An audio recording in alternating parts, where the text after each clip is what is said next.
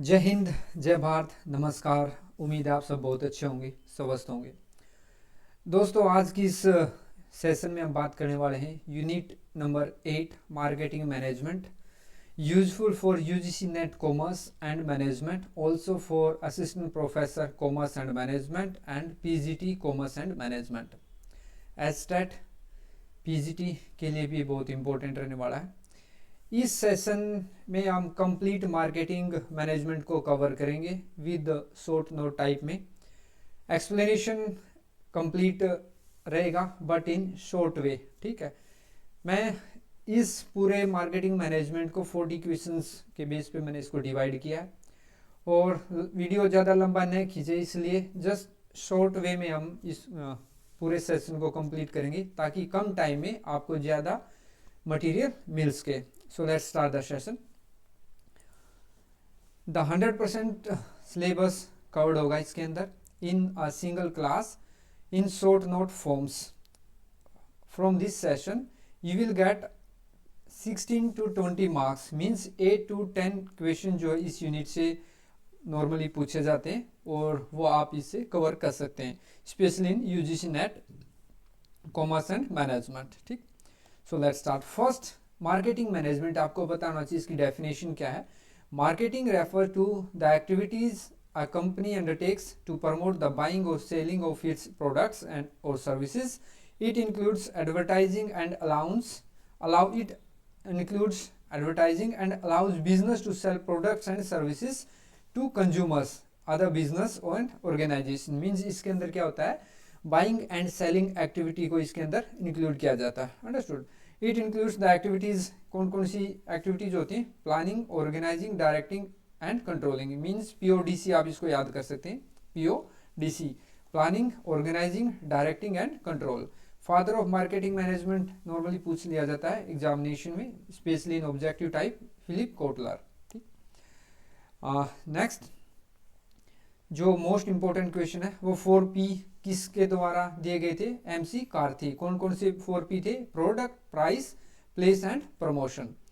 7Ps means 4P के in addition 3P फिर लेके आए थे कौन, Bloom and Bittner.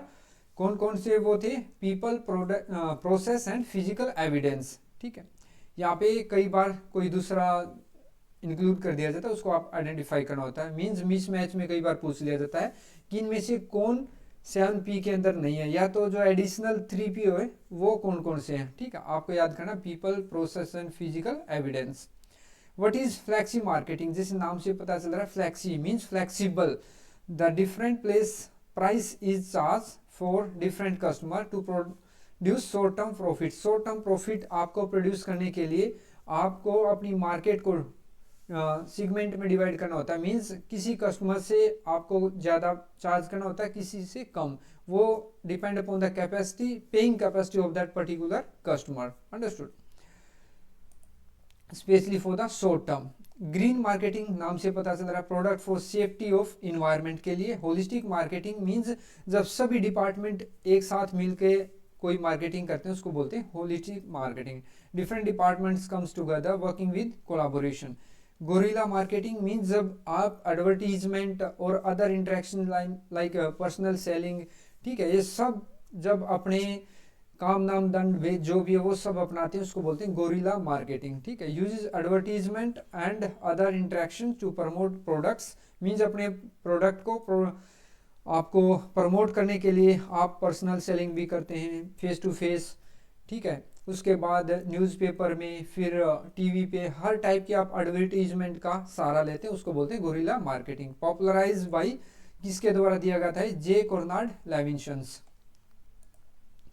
D marketing, देखो D marketing again most important, because reducing demand of product.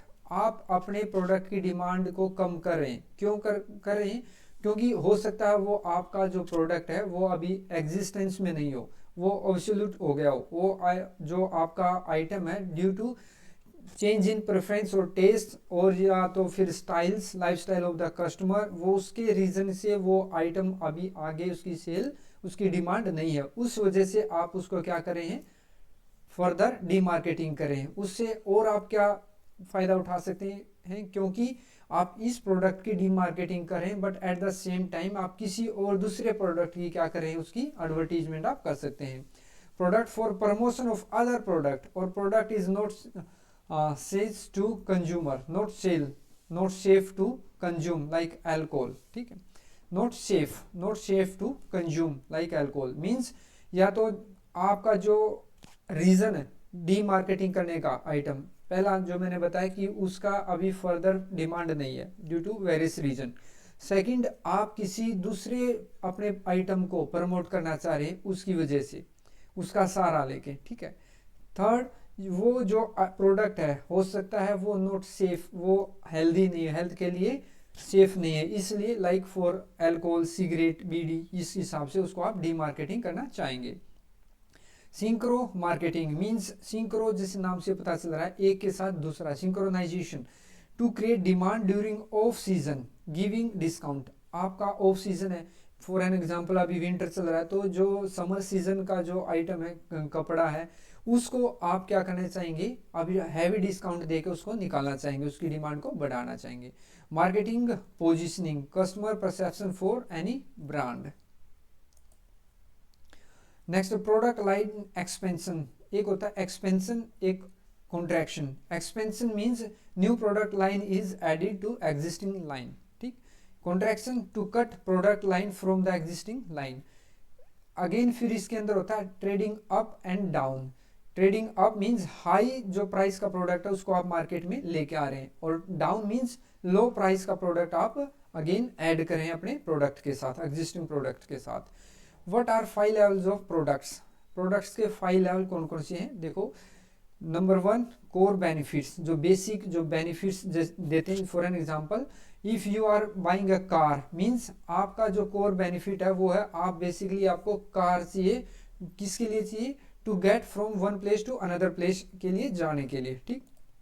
Next, फिर उसके बाद आता है बेसिक प्रोडक्ट, कार चाहिए उसके अंदर आपको बेसिक उसके अंदर फीचर्स रिक्वायर्ड होते हैं। सेकंड लेवल इसको बोलते हैं, U turn core benefits into actual product, you define the basic features that the product must have. For an example, a car have doors, an engine, wheels, solid frame so that you can get into the and drive it. Understood?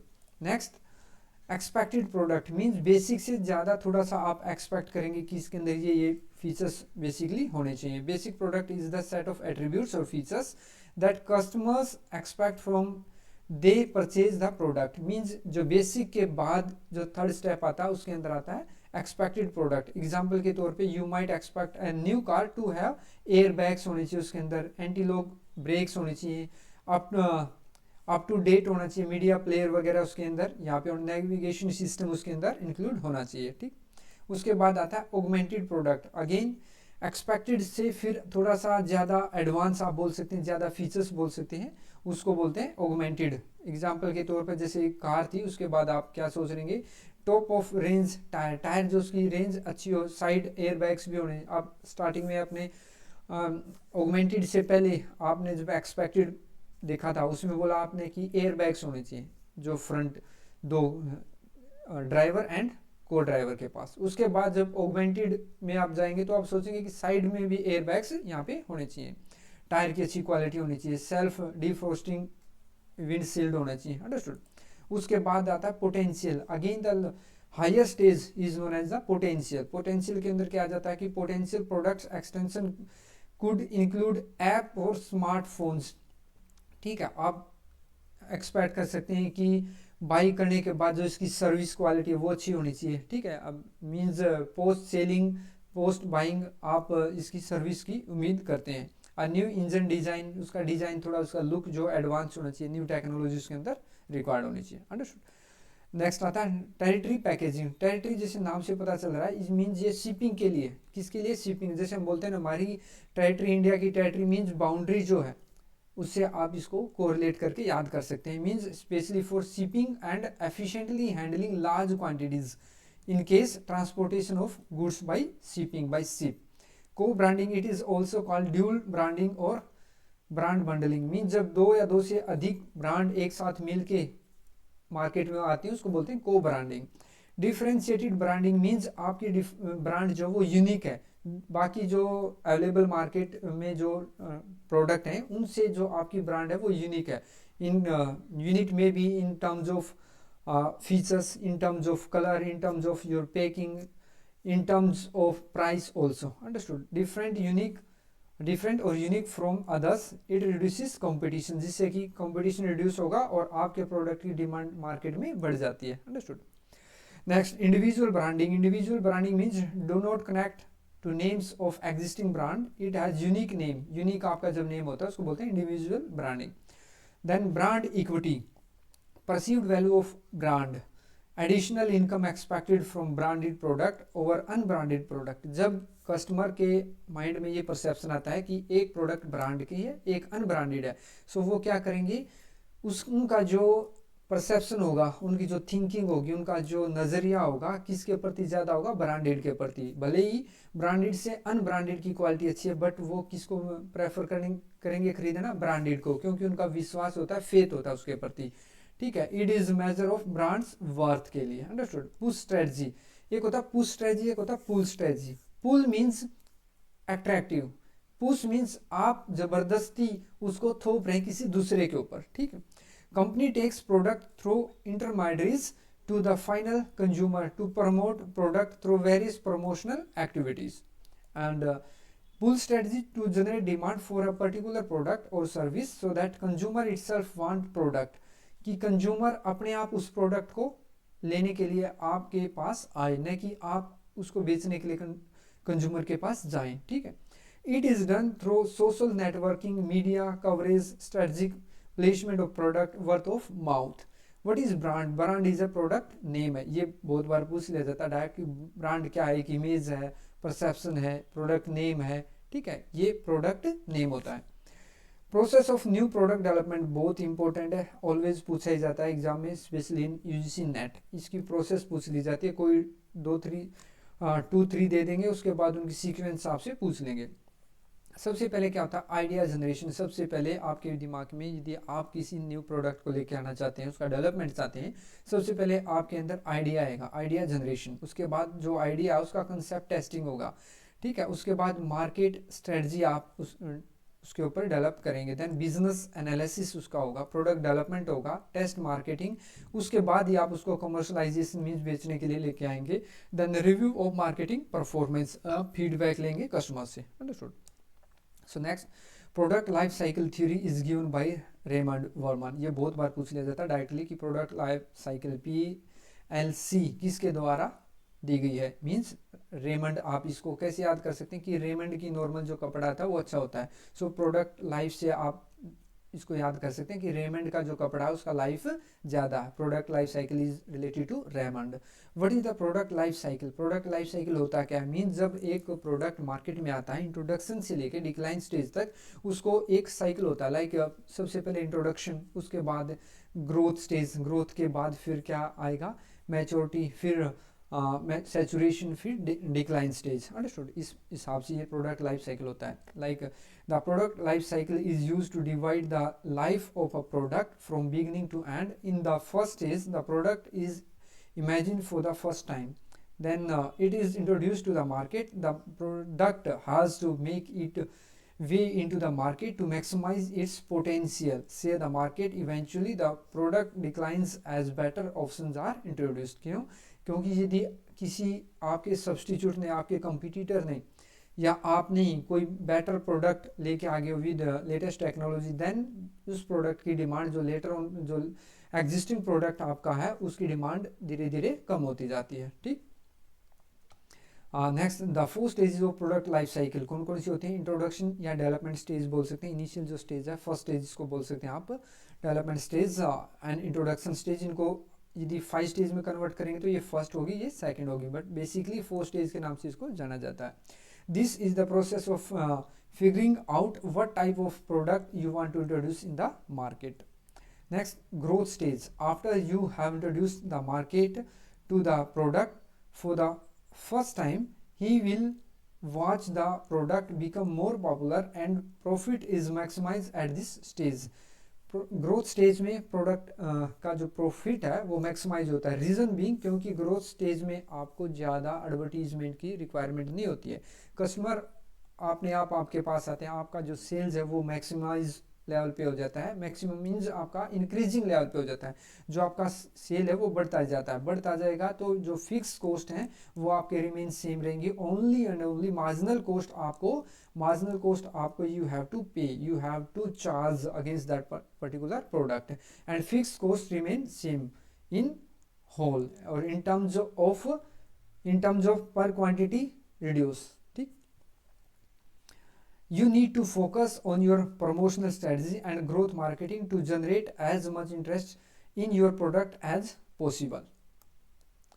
Maturity stage, as the industry begins to reach the market, means maturity stage पे आपकी का जो stage है वो highest level पे होता है। उसके बाद फिर आपका saturation या decline start हो जाता है। ठीक, saturation, to reach the market saturation you will arrive at the maturity stage. This is a sign that it is becoming more competitive in the market, particularly as you spend more time fending off competition से बाहर आने के लिए, means competition को reduce करने के लिए आप इसके ऊपर मोर टाइम स्पेशली बिताते हैं, specially in the advertisement. Okay, you might even notice that sales is maximum at this stage. After this stage your sales start to slow down, decline stage पे आ जाता है। Your sales number do not necessarily start to decline, but they are not increasing as quickly as they were before. जैसे growth stage में आपका जो cell बढ़ रहा है तो मैच्योरिटी स्टेज पे वो उस रेट से नहीं बढ़ता है, मीन्स इंक्रीज होता है but at decreasing rate. Understood? Because after the maturity stage there is a saturation stage, then decline stage will come। Understood? You may want to invest in some product bundling to convince more people to purchase the product you sell। Means आप क्या करते हैं यहाँ पे, product bundling means trade discount का यहाँ पे आप आइडिया लेके आते हैं। मीन्स जो ज़्यादा क्वांटिटी में, बल्क क्वांटिटी में खरीदेगा उसको ज़्यादा डिस्काउंट आप देंगे, जिस वजह से आपकी सेल अगेन इंक्रीज हो सकती है। ठीक, next is decline stage. When a product has reached this stage, your market share begins to drop and competition begins to deteriorate. You may also realize that there is a change in the consumer behavior. It is due to, जैसे मैंने starting में बताया था कि due to consumer behaviour in terms of their taste, their lifestyle, their demographic reasons इसके अंदर हो सकता है, साइकोग्राफिक इसके अंदर रीजन हो सकते हैं। And not as many people are interested in the product any more. Profit is maximise as which stage, growth stage. ये क्वेश्चन जो दोनों बहुत ही इंपॉर्टेंट है, ऑलवेज पूछे जाते हैं इन दोनों में से कोई भी एक। मीन्स आपसे पूछ लिया जाएगा profit is maximum eight which stage. Specially confusion होता है इन दो स्टेज में, मैच्योरिटी एंड ग्रोथ स्टेज में। आपको ध्यान रखना कि प्रॉफिट जो है वो मैक्सिमाइज होता है ग्रोथ स्टेज में, एंड जो सेल्स जो है वो मैक्सिमाइज होती है मैच्योरिटी स्टेज में, क्योंकि उसके बाद आपकी जो सेल्स है वो डिक्लाइन हो जाती है। क्योंकि आफ्टर द ग्रोथ स्टेज जो मैच्योरिटी स्टेज है, मैच्योरिटी है, यहाँ पे आपकी सेल बढ़ रही है। For an example, growth stage में आपकी जो सेल है, जो रेट है वो बढ़ रहा है 20% के रेट से, ठीक है, इंक्रीज हो रहा। Whereas in the maturity stage आपकी जो सेल्स है वो इंक्रीज हो रही है बट 5% की रेट से, बट इंक्रीज तो हो रही है ना। उसके बाद होगा क्या, एक स्टेज ऐसी आ जाएगी जहाँ पे आपकी सेल मैक्सिमम होगी। फॉर एन एग्जांपल, यहाँ पे आपकी स्टेज थी 5000 यूनिट्स, बट यहाँ पे बढ़ने के बाद वो 7000 यूनिट्स होगी टोटल। मीन्स इसके बाद ये 7000 यूनिट्स कब पहुंची, मैच्योरिटी स्टेज पे। इसके बाद आपकी डिक्लाइन स्टार्ट होगी, but in the growth stage ये बढ़ रही है, ठीक है। So sales are maximum at maturity stage but profit is maximum as at growth stage. ठीक, एक्रोनियम्स ऑफ डगमार। डगमार की आपको फुल फॉर्म पता होनी चाहिए, ठीक है। So defining advertising goals, measured advertising and result, given by Russell Colley. ठीक, then ACCA की फुल फॉर्म अगेन आपको पता होना चाहिए, awareness, interest, desire, action and satisfaction. Awareness, interest, desire, action and satisfaction, ये है एडास की, न कि ACCA की। किसकी है, AIDS। एडास की फुल फॉर्म आपसे पूछ ली जाती है। Awareness, interest, desire, action and satisfaction. ठीक, नेक्स्ट आता है एडास, ये वही आ गया, एडास की फुल फॉर्म जैसे मैंने आपको बता दिए। What kinds of distribution policy strategies are, most important question है यहाँ पे, कौन कौन सी डिस्ट्रीब्यूशन पॉलिसी होते हैं। First, intensive distribution policy. Intensive के अंदर क्या होता है, इंटेंसिव डिस्ट्रीब्यूशन जो स्ट्रेटजी होती है, company place their products in as many retail location as possible. एक जो लोकेशन है फॉर लाइक आप इसमें यूज कर सकते हैं जैसे कि ग्रोसरी स्टोर्स हैं, वो हर छोटी छोटी जो शॉप हैं आपको अपने प्लेस पे मिल जाते हैं। मींस एक कंपनी है वो अपने जो आउटलेट्स है मल्टीपल उसको यूज करती है, न कि एक आउटलेट। ठीक है, जैसे for an example, a company that produces breath mints may distribute to grocery stores, gas stations, vending machines and other popular retail locations. ठीक, अदर वर्ड्स आप बोल सकते हैं इसको, sales through large number of salesman, it is suitable for convenience goods, many outlets is a single location. ये important है, आपसे पूछ लिया जाता है ये, this strategy is suitable for which kind of distribution policy. Next, exclusive distribution policy, उसका बिल्कुल अपोजिट है। मींस यहाँ पे आउटलेट आपको बहुत ही कम देखने को मिलते हैं। Sales through large number of salesman, it is suitable for specific goods, one wholesaler और retailer in a specific area, न कि मल्टीपल होते हैं। ठीक, नेक्स्ट, सिलेक्टिव डिस्ट्रीब्यूशन पॉलिसी, जब कोई सेल्समैन किसी सिलेक्टिव ब्रांड या सिलेक्टिव आइटम का जब सेल करता है उसको बोलते हैं selective distribution policy. Like selective distribution policy strategy is a hybrid of intensive and exclusive distribution, दोनों का मिक्सर इसको बोल सकते हैं आप। For example, a high-end clothing company may choose to sell its product in its own store and through a sum of trusted shops only, instead of distribution is products to large chain retailer. Large की बजाय वो या तो खुद उसको cell करना पसंद करेंगे या तो जिसके ऊपर उनको ज़्यादा फेथ है कि ये रिटेलर केवल और केवल हमारी कंपनी का ही आइटम जो सेल करता है और ये ट्रस्टी है, इसलिए उसी को उसको अलाउ करते हैं। ऐसे नहीं कि किसी भी अरे गरे नथुगरे को वो बोल दें कि हमारा आप प्रोडक्ट को आप सेल कर सकते हैं, क्योंकि जो यूनिक ब्रांड होते हैं, जो ब्रांडेड प्रोडक्ट होते हैं, वो किसी यूनिक पर्सन को इसको सेल के लिए अलाउ करते हैं। ठीक, next, what do you understand by wholesaler. Wholesaler means क्या होता है, जब जो बल्क में एक्चुअली ये रिटेलर और जो प्रोड्यूसर है उनके बीच की एक कड़ी, एक ब्रिज है, क्योंकि ये बल्क में आइटम खरीदता है कहाँ से, प्रोड्यूसर से, और उसको बल्क में सप्लाई करता है किसको, रिटेलर्स को, नहीं कि इंडिविजुअल कस्टमर को। इसलिए क्या करता है, डिस्काउंट पे ही लेता है और डिस्काउंट पे ही फिर आगे सप्लाई करता है। Who purchases from manufacturer in large quantity and sell to retailers in small quantity, means individual retailer buyer या कंज्यूमर्स को न देकर रिटेलर को देता है। मान लिया इसने एक 100 क्वांटिटी में इसने बाई किया फ्रॉम द मैन्युफैक्चरर, बट ये रिटेलर में 1 करके न देके 5 या 10 फॉर ये एग्जांपल के तौर पे ऐसे डिस्ट्रीब्यूट कर देगा, और न कि इंडिविजुअल रिटेलर बायर को। ठीक, what are the services provided by wholesaler. Wholesaler क्या क्या सर्विसेज प्रोवाइड करता है, gives financial help to manufacturer by giving advance payment, means ये क्रेडिट सपोर्ट देता है किसको, मैन्युफैक्चरर को, एडवांस पेमेंट दे देता है उसको। ठीक है, ताकि मैन्युफैक्चरर रॉ मटेरियल लेके आ सके टाइम पे और उसको आइटम को प्रोड्यूस कर सके।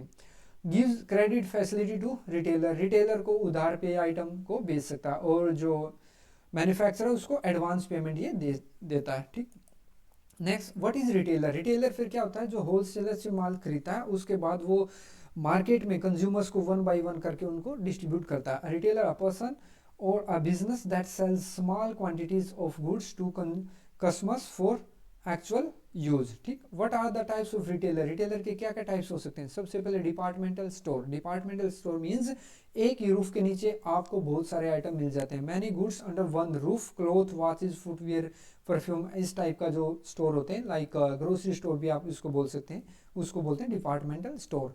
सुपरमार्केट जो 24/7 ऑलवेज अवेलेबल होता है, specially for products, beverages, drinks वगैरह के लिए रहते हैं। ठीक, warehouses rent are low and can store much stock. जो वेयर हाउसेस होते हैं उनका जो रेंट हो वो लो होता है, क्योंकि वो बेसिकली जो सिटी है उससे थोड़ा आउटर साइड में होते हैं, वो बड़ी स्टोर होते हैं या वेयर हाउस आप उनको बोल सकते हैं, उनका जो चार्जेस है वो कम होते हैं, बट स्टोर की जो कैपेसिटी है वो ज़्यादा होती है। Where speciality retailer who retail only a particular company product, ठीक। कन्वीनियंस रिटेलर मीन जो आपके एरिया में आपके घर के पास जो छोटी दुकानें होती हैं उसको बोलते हैं convenience retailer. Means located in residential areas to provide convenient shopping for customer, ठीक। Next kinds of strategy marketing are ends of growth strategy, इसको क्या बोलते हैं। इसमें देखो जो क्वेश्चन जो पूछा जाता है इससे नॉर्मली बेसिकली ये पूछा जाता है कि इसमें कौन सा वर्टिकुलर है और कौन सा पैरेलल है, या परपेंडिकुलर या पैरेलल आप इसको बोल सकते हैं। देखो दो आइटम होते हैं इसके अंदर, जो दो क्वेश्चन बनते हैं। पहले मैं ये क्लियर करता हूँ आपको पैरेलल और वर्टिकुलर वाला, ठीक। वर्टिकल इसमें कौन सा दिख रहा है आपको, देखो ये यहाँ पे क्या है, एग्जिस्टिंग प्रोडक्ट, न्यू प्रोडक्ट। ये प्रोडक्ट के बारे में बात कर रहा और ये मार्केट के बारे में बात कर रहा, ठीक। ये मार्केट के बारे में बात कर रहा और ये प्रोडक्ट के बारे में बात कर रहा। सो जो यहाँ पे है मार्केट पेनिट्रेशन, एग्जिस्टिंग प्रोडक्ट और एग्जिस्टिंग मार्केट यदि होगा तो उसको बोलते हैं पुराना, जो पुरानी मार्केट है और पुराना ही आपके पास क्या है, आइटम है। पुरानी मार्केट है, पुराने प्लेस है मार्केट जो आपका, वहीं पे आपका जो एग्जिस्टिंग जो आइटम है, फॉर जो भी एग्जांपल आप लेना चाहें ले सकते हैं। फॉर एन एग्जांपल ये पेन है, यही पेन है और इसी मार्केट में आप यदि सेल करते हैं उसको बोलते हैं मार्केट पेनिट्रेशन, ठीक। क्योंकि आप जो एग्जिस्टिंग मार्केट के अंदर एग्जिस्टिंग जो आपका ओल्ड आइटम है उसकी आप क्या डिमांड या सेल बढ़ाना चाहते हैं थ्रू क्रिएशन ऑफ डिमांड, उसको बोलते हैं मार्केट पेनिट्रेशन। प्रोडक्ट डेवलपमेंट किसको बोलते हैं कि आपकी मार्केट पुरानी है बट आप नया प्रोडक्ट उसके अंदर इंट्रोड्यूस कर रहे हैं, लेके आ रहे हैं, तो नया प्रोडक्ट की आप डिमांड बढ़ाना चाहते हैं, सेल बढ़ाना चाहते हैं, उसको बोलते हैं प्रोडक्ट डेवलपमेंट। मार्केट डेवलपमेंट किसे बोलते हैं, मार्केट न्यू है, प्रोडक्ट पुराना है। मीन्स प्रोडक्ट यही पेन है लेकिन आप इसको इसी मार्केट में न करके, मार्केट ए में न करके मार्केट बी में किसी अनदर लोकेशन पे इसकी आप डिमांड क्रिएट करना चाहते हैं, सेल्स बढ़ाना चाहते हैं, ठीक। Sorry. Market diversification means market भी न्यू और प्रोडक्ट भी न्यू, उसको बोलते हैं मार्केट डाइवर्सिफिकेशन, ठीक। सो इसमें मैंने जैसे बात की थी वर्टिकल और परपेंडिकुलर वाला, वर्टिकुलर और परपेंडिकुलर। सो परपेंडिकुलर क्या है, जो वर्टिकुलर और पैरेलल, ठीक। इसमें पैरेलल क्या दिख रही है, प्रोडक्ट, ठीक, ये पैरेलल है। और जो वर्टिकुलर है ये मार्केट की बात करें तो ये वर्टिकुलर होता है, प्रोडक्ट की बात करें तो पैरेलल। ऐसे क्वेश्चन में आपके पूछा जा सकता है। नेक्स्ट है बीसीजी मॉडल, मोस्ट इंपॉर्टेंट है। इसमें तो ये पूछा जाता है कि वर्टिकुलर कौन सा है और पैरेलल कौन सा है। देखो यदि बात करें रिलेटिव मार्केट की, मार्केट शेयर होता है और मार्केट ग्रोथ होता है, मार्केट शेयर और मार्केट ग्रोथ।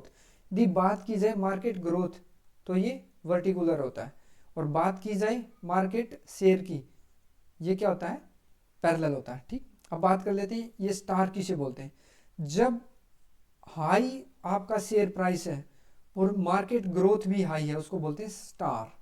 आपके मार्केट में आपके प्रोडक्ट की डिमांड भी ज़्यादा है और जो आपका जो शेयर है उसका प्राइस भी बढ़ रहा है मार्केट में, उसको बोलते हैं स्टार।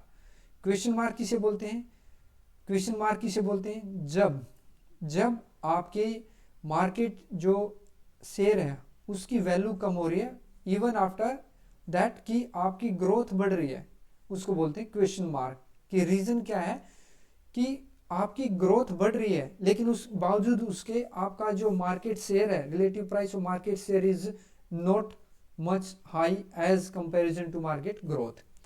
कैश काउ के अंदर क्या होता है कि मार्केट में आपके जो शेयर है उसकी वैल्यू, उसकी डिमांड हाई है और मार्केट की ग्रोथ हाई न होने के बाद, मार्केट की ग्रोथ उस लेवल के हाई न होने के कारण भी आपके जो मार्केट में आपके जो शेयर है उनकी डिमांड बढ़ रही है, कैश काउ उसके बोलते हैं।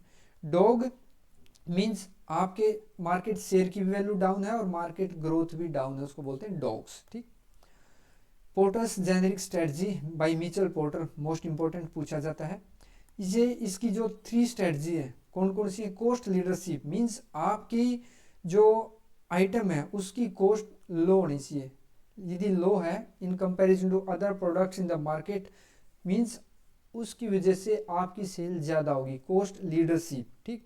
डिफ्रेंशिएशन स्ट्रेटजी मीन्स आपका जो आइटम है वो यूनिक होना चाहिए बाकी आइटम से। यूनिक किस उसमें हो सकता है, आपका जो ब्रांड है उसका नेम यूनिक है, उसका सिंबल सबसे अलग है, कलर अलग है, जो आइटम की जो पैकिंग कर रहे हो वो सबसे यूनिक है, ठीक है, वो हो सकती है। फोकस स्ट्रेटजी मीन्स कि बहुत सारे मल्टीपल प्रोडक्ट के ऊपर फोकस न करके किसी एक या एक से ज़्यादा, 2 या 3 हो सकते हैं, मीन्स बहुत ही लिमिटेड प्रोडक्ट के ऊपर आप फोकस करें, उनको प्रोड्यूस करें, ठीक है। उससे क्या होगा, आप अपने उस प्रोडक्ट के ऊपर अच्छे से ध्यान दे पाएंगे, जिसकी वजह से उसकी क्वालिटी अच्छी होगी, प्राइस भी रीजनेबल होगा और उसकी डिमांड मार्केट में बढ़ जाएगी।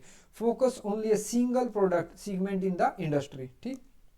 नेक्स्ट आता है Porter's generic strategy model consist of 5 competitive forces to gain competitive advantage. कौन कौन सी है, ये मोस्ट इंपॉर्टेंट है, पूछ लिया जाता है कि कौन सी स्ट्रेटजी या कौन सा कॉम्पिटिटिव, कौन सी कॉम्पिटिटिव फोर्स नहीं है इनमें से, ठीक है। सबसे पहले थ्रेट ऑफ न्यू एंट्रेंट्स, कहीं कोई दूसरा एंट्री नहीं कर जाए, दूसरा कॉम्पिटिटर मार्केट में नहीं आ जाए। Threat of rivalry among competitors, जो कॉम्पिटिटर्स हैं उन्हीं के अंदर जो आपस में कंपटीशन ज़्यादा नहीं हो जाए, ठीक। थ्रेट ऑफ सब्सटीट्यूट, मार्केट में कोई दूसरा अवेलेबल प्रोडक्ट नहीं आ जाए in the by existing competitors, ठीक। बार्गेनिंग पावर ऑफ सप्लायर, जहाँ से आप माल ले रहे हैं उनकी जो बार्गेनिंग पावर है, कैपेसिटी वो कितनी है। बार्गेनिंग पावर ऑफ बायर्स, जिसको आप माल सप्लाई करें उसकी बार्गेनिंग पावर कितनी है, ठीक। नेक्स्ट ग्रांट स्ट्रेटजी, ठीक है। दीज आर 4, कौन कौन सी। स्टेबिलिटी मीन्स स्टेबिलिटी आपके अंदर होनी चाहिए। आपका जो प्रोडक्ट है, यदि आज आप उस प्रोडक्ट को मार्केट में लेके आ रहे हैं तो उसी प्राइस पे, उसी फीचर्स के साथ आप स्टेबल रखें, न कि कुछ दिनों बाद आप प्राइस भी चेंज कर दें और उसका स्टाइल भी चेंज कर दें, उसकी क्वालिटी भी चेंज कर दें, ठीक। एक्सपेंशन ग्रोथ स्ट्रेटजी, ये 2 टाइप से होते हैं, intensive and diversification. Intensive increasing market for existing product, diversification adding more product, retrenchment इसको बोलते हैं defensive strategy to eliminate competition position, combination strategy, 2 और मोर स्ट्रेटजी साइमल्टेनियसली आप जब फॉलो करते हैं, ठीक। What is VRIO framework, full form इसे आपसे पूछ लिया जाता है। Value, rare product, immediate and organised, ठीक। What is value chain analysis given by Michael Porter, ठीक है। इसकी value chain analysis, value chain activity actually होती है क्या, immediate effect on production, maintenance, sales and support of product और services to be supplied. Its primary activities are inbound logistic, जब माल आप लेके आते हैं अपनी फैक्ट्री के अंदर, उसके ऊपर जो खर्चे होते हैं उसको, उसकी जो प्रोसेस होती है, एक्टिविटी होती है, उसको बोलते हैं inbound logistic, like receiving, storing, internal distribution of raw material, departmental में जब आप डिस्ट्रीब्यूट करते हैं for the production. then production activities that convert input into finished goods, जब रॉ मटेरियल को आप कन्वर्ट करते हैं फिनिश्ड गुड्स के अंदर, उनके बीच में जितनी भी एक्टिविटीज प्रोसेस आप फॉलो करते हैं उसको बोलते हैं प्रोडक्शन। आउटबाउंड लॉजिस्टिक मींस जो फिनिश्ड प्रोडक्ट रेडी हो जाता है उसके बाद जब फाइनल कंज्यूमर तक पहुंचता है उसके बीच में जो भी एक्टिविटी आप फॉलो करते हैं उसको बोलते हैं outbound logistic activities to delivering products and services to customers, example storage, distribution and transportation. Cultural is the most basic influencer on an individual needs, wants and behavior. Most important objective type में always पूछा जाता है। Grey marketing, unofficial market buying and selling of security before they are officially issued on the stock market, जब कोई security stock market में officially issue होती है उससे पहले उसकी ब्लैक मार्केटिंग जो होती है उसको बोलते हैं ग्रे मार्केटिंग, जो कि अलाउ नहीं ऑफिशियली। ऑक्ट से इसकी आपसे क्या पूछ ले आती है, full form OTCEI, over the counter exchange of India, ठीक। Is an Indian electronic stock exchange, is for small companies to raise capital. So दोस्तों आज की इस वीडियो में ये कंप्लीट मैंने ट्राई किया है कि कंप्लीट मार्केटिंग मैनेजमेंट को कवर करने की, और होपफुली आपको पसंद आया होगा, specially for UGC net assistant professor and PGT commerce for objective question paper, objective test के लिए आप बोल सकते हैं मोस्ट इंपॉर्टेंट है ये। यदि आपने इसको समझा होगा और यदि आपने पहले कभी कोई एग्जामिनेशन दिया होगा तो यहीं से लगभग सभी के सभी क्वेश्चन पूछ लिए जाते हैं। सो यदि वीडियो पसंद आया हो तो आप जरूर कमेंट करें, लाइक करें, चैनल पर नए तो आप सब्सक्राइब कर सकते हैं फॉर योर बेटर प्रिपरेशन। मिलते हैं नेक्स्ट वीडियो में, तब तक जय हिंद, जय भारत।